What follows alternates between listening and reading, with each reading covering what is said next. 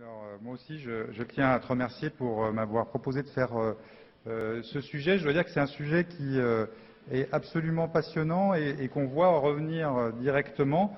Alors, voici mes liens d'intérêt et exceptionnellement, je n'ai absolument aucun lien d'intérêt avec ce sujet et même, je dirais que je n'ai pas de lien d'expertise particulier vis-à-vis de ce sujet et c'est pour ça que j'étais un peu surpris au début qu'on me demande de travailler sur ce sujet-là. Et finalement, comme je suis universitaire, effectivement, je me suis dit que peut-être que c'était l'occasion d'avoir un regard un peu candide, peut-être pas totalement optimiste, mais en tout cas de candide sur ce sujet du microbiote urinaire pour le comprendre, pour essayer de voir s'il y avait des vrais arguments d'un impact du microbiote sur le plan urinaire, et puis voir quelques études cliniques sur ce sujet. Alors, quand j'ai commencé à travailler sur le sujet, comme toujours, dans les fondamentaux, c'est d'aller voir sur Medline, et j'avoue que je suis resté un peu perplexe initialement, en voyant la masse extraordinaire de publications sur le sujet au niveau digestif, au niveau pulmonaire, et puis quand on fait la recherche au niveau urinaire, on voit que le nombre de publications, même s'il augmente, est un nombre qui est extrêmement limité. Alors j'ai quand même été rassuré en retrouvant cet éditorial de Gérard Amarenko sur le sujet et j'ai senti qu'il s'adressait un petit peu à moi en parlant des pathologies suspectes d'anorganicité qui pourraient retrouver grâce aux yeux des médecins et chirurgiens. Et effectivement, c'était un petit peu mon idée initiale. Alors, est-ce que cette idée initiale, on va la retrouver? Je voudrais juste signaler un truc. Quand on regarde les publications, ce qu'on voit quand même, c'est qu'il y a beaucoup de revues qui se recitent. Sur le plan urinaire, j'entends, et tout ce que je vais dire maintenant n'a attrait que vis-à-vis du versant urinaire, et qu'il y a, semble-t-il, quelque chose qui finance beaucoup de sujets de ce type-là, qui s'appelle le Human Microbiota Project. Et il y a au moins 20 à 30% des publications qui sont issues d'auteurs qui sont dans cette organisation. Alors c'est vrai qu'un des arguments de beaucoup de revues, et là je vous ai pris les revues les plus récentes, c'est de se dire comparaison n'est pas raison, mais quand même, quand on pense à d'autres pathologies, peut-être qu'il pourrait y avoir des liens. Est-ce que par exemple, on va trouver l'Helicobacter pylori de l'hyperactivité de vessie? Est-ce qu'on va pouvoir, comme on a réussi à prévenir certains cas d'ulcère gastrique, prévenir l'hyperactivité en ciblant un germe particulier? Est-ce qu'il y a des virus? Il n'y a pas de sujet là-dessus dans les microbiotes, mais c'est aussi une des choses qu'on peut penser. Et il y a déjà des revues sur le microbiote urinaire et l'impact pour les tumeurs de la vessie, alors qu'il y a encore moins de données sur la tumeur de vessie que sur les autres pathologies fonctionnelles. Est-ce que certaines bactéries, en colonisant l'arbre urinaire, pourraient guérir ou prévenir des évolutions pathologiques? Et on va voir qu'il y a quelques essais cliniques sur le sujet. Est-ce que quand on donne des antibiotiques à nos patients, on a un impact sur leur microbiote et un impact éventuellement négatif? On le connaît pour le Clostridium difficile, pour l'impact de la flore digestive. Est-ce que c'est vrai aussi au niveau urinaire? Et puis, prenant en charge beaucoup de patients avec des vessies neurologiques, on connaît la coexistence avec justement ces colonisations bactériennes chroniques et donc on se dit qu'il y a forcément quand même une réflexion à avoir là-dessus. Alors, c'est vrai que le premier scoop m'a pas tellement échevelé, c'est de dire non, les urines ne sont pas stériles. Non, les urines ne sont pas stériles, mais finalement, quand on regarde le test standard qui est l'ECBU, ça fait des années qu'on sait que le principe de l'ECBU, c'est de garder l'espèce dominante. Et donc, l'ECBU est effectivement un examen de base qui n'est pas construit pour trouver tous les germes possibles et imaginables dans les urines. Il n'est conçu que pour garder une espèce dominante. Alors pourquoi est-ce que je vous parle de l'ECBU avant de vous parler du microbiote? Parce que ce concept et ces grands titres qu'on voit dans beaucoup de ces revues qui sont de dire non, les urines ne sont pas stériles, font parfois déconstruire un petit peu la réflexion de base qui doit quand même rester à la base justement de notre sujet. Et notamment, qu'est-ce qu'on attend d'un test biologique? Je reprends très brièvement cet exemple de l'ECBU. Une ECBU positive avec plus de 10 puissance 4 de germes, c'est un test. C'est un test qui peut nous dire des choses très très intéressantes aujourd'hui. Et pour que ce test il ait une valeur, il faut savoir ce qu'on en attend. Par exemple, qu'est-ce qu'on en attend en termes de valeur prédictive positive? Mon ECBU est positive, le patient doit être traité de cette infection urinaire que j'ai trouvée. Une chose qu'on oublie souvent, c'est le fait que ces valeurs de test, il y a la sensibilité, il y a la spécificité, puis il y a la valeur prédictive positive, et elle dépend de la prévalence de la pathologie. Et vous allez comprendre, je l'espère, ce que j'entends par là. Cet ECBU supérieur à 10 puissance 4, il est évidemment fondamentalement différent chez une femme asymptomatique qui n'a pas d'antécédent et chez laquelle cet ECBU va imposer un traitement, et on a à ce moment-là une valeur prédictive positive qui est très élevée. Comme vous pouvez le voir ici, la prévalence est plus élevée, donc la valeur prédictive positive pour le même test va monter de façon considérable. Et si vous prenez une femme qui a une vessie neurologique et symptomatique, eh bien, cette valeur-là change fondamentalement. Donc vous voyez que tous les tests dont on va parler maintenant, il va falloir avoir quand même un certain recul méthodologique pour pouvoir les interpréter. Alors parlons du cœur du sujet. Qu'est-ce que c'est que le microbiote? D'abord, le premier sujet, ça a été le microbiome et cette redécouverte du fait que l'urine n'était pas stérile, qui remonte à peu près à 2013-2011 pour les premiers essais. C'est en fait en utilisant des techniques de biologie moléculaire où on va prendre une fraction commune à beaucoup de bactéries d'ARN et qu'on va amplifier. Et en faisant cela, on a ensuite la possibilité de retrouver qu'il y a des signes, on va dire, de biologie moléculaire, ce qu'on appelle des générats, un ensemble de bactéries qu'on arrive à diagnostiquer, enfin qu'on arrive à retrouver dans des urines de patients dits sains. Alors, ce qui est assez surprenant quand on regarde ces études-là, c'est que déjà la définition de patient dit sain est assez discutable, puisque dans toutes les études que j'ai vues, il y a au moins 2 à 3 patients qui, parce qu'ils avaient des profils différents, ont été retirés en disant finalement ils ne devaient pas être si sains que ça. Donc c'est vrai qu'on ne sait notamment pas s'ils ont eu des antibiotiques, quelles étaient leurs raisons de consulter, ces choses.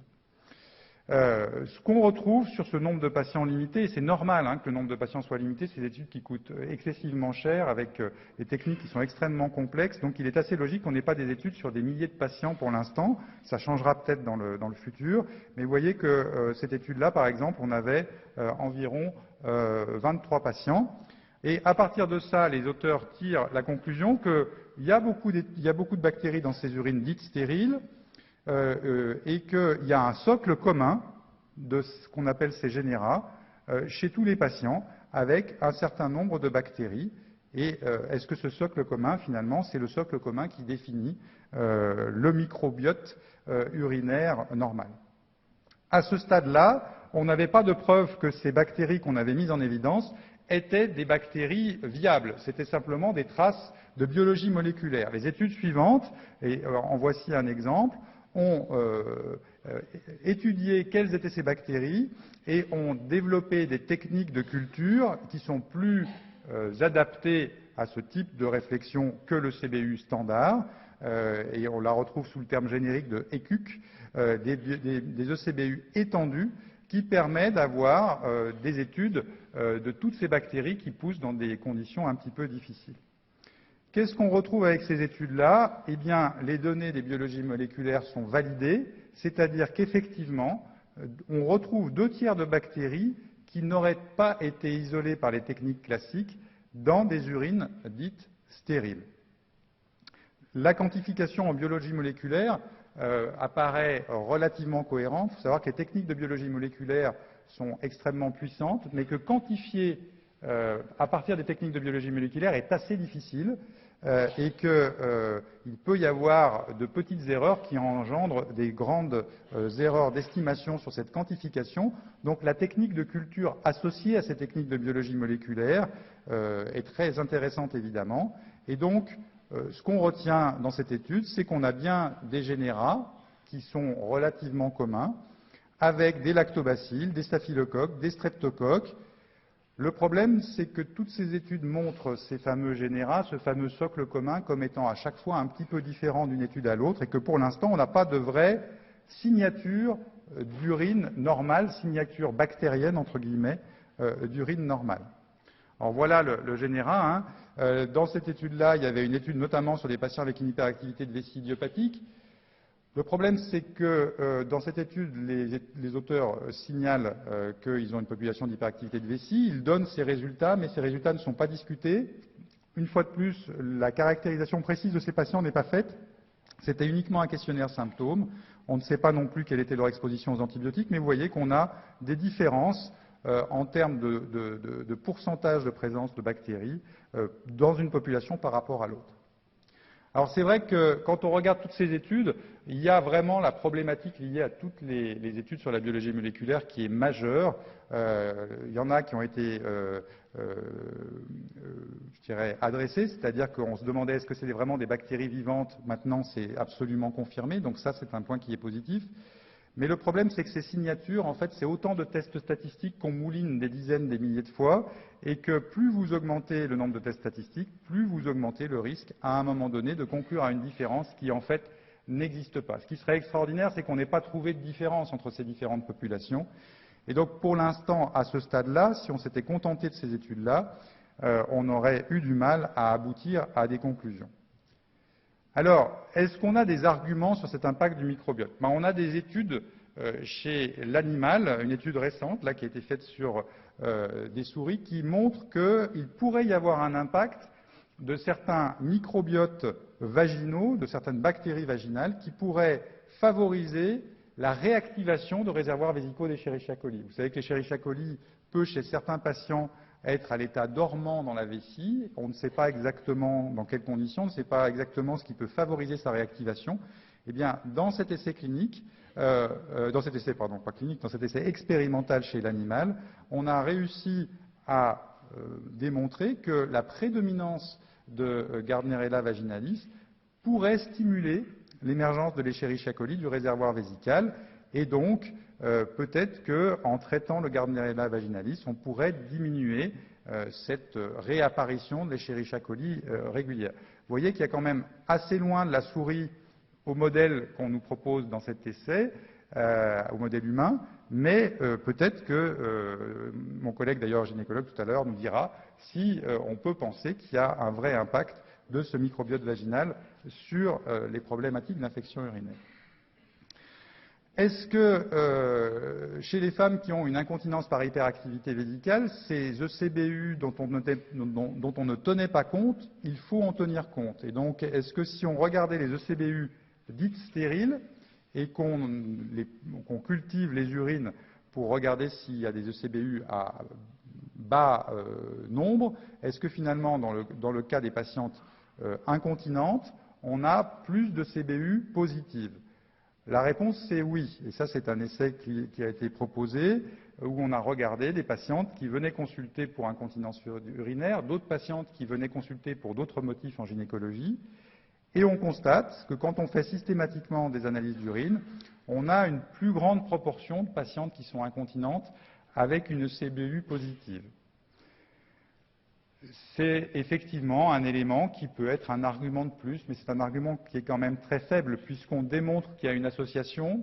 Moi, je crois que là, il y a un vrai problème de biais d'échantillonnage, parce que quand vous avez une tendance à faire des infections urinaires à répétition, vous avez une hypersensibilité vésicale, et donc je ne suis pas certain que cette étude démontre formellement le rôle d'un éventuel impact du microbiote, mais elle fait partie des études qui sont régulièrement citées dans les revues sur ce sujet-là.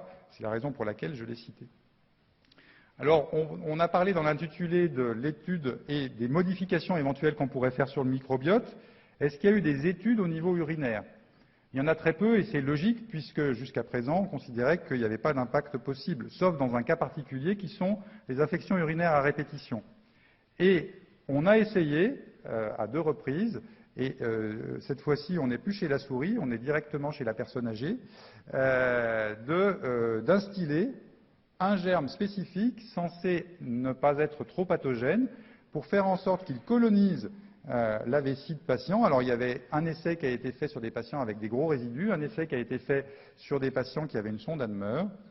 Ces 2 essais étaient sur une 20 à 30 patients. Ces 2 essais n'ont pas été finalement très positifs. Le premier a été relativement positif, mais n'a pas été répété. Il commence à dater un petit peu, puisqu'il date de 2010. Et la dernière étude qui a été faite date de 2015 et a dû être arrêtée prématurément, car en mettant un germe dans la vessie, on a abouti à plus d'infections urinaires. Et donc, à ce stade-là, pour l'instant, on peut dire qu'il n'y a pas de preuve formelle qu'on puisse modifier le microbiote de façon positive. Je ne vais pas trop insister sur les essais de modification du microbiote par des probiotiques, parce que c'est principalement au niveau vaginal qu'on l'a fait, et que mon collègue va vous en parler largement tout à l'heure. En tout cas, il y a une revue Cochrane qui semble indiquer que pour l'instant, il est impossible de conclure à une efficacité de l'altération du microbiote dans ce cas. Alors, sur l'hyperactivité de vessie, je vais me concentrer principalement là-dessus pour des raisons de temps. On a finalement 3 études qui sont à peu près identiques, donc je vais vous résumer en une. C'est des études cas témoins, prospectives, où on regarde des patientes témoins par rapport à des patientes qui ont une hyperactivité de vessie idiopathique. Et qu'est-ce qu'on voit dans cette étude? Dans ces études, on voit qu'on a des générats des populations contrôle et de l'hyperactivité de vessie. Ici, dans cette étude-là, elle n'était pas différente. Dans les autres études sur le même sujet, c'était différent. On a de très grands nombres de profils, mais les auteurs disent quand même que le profil est identique aux autres études sur l'hyperactivité de vessie, et notamment un germe qui revient régulièrement, c'est le lactobacille, qui est moins fréquent dans les hyperactivités de vessie. Alors, vous ne voyez pas bien ce générat, donc je vais vous le grossir, et on vous dit que le profil est identique aux études précédentes. Alors, est-ce que identique, c'est vraiment quelque chose auquel on peut croire? Je vous grossis encore ce profil, et vous voyez qu'il est vrai qu'il y a moins de lactobacilles dans ces populations de vessie hyperactive.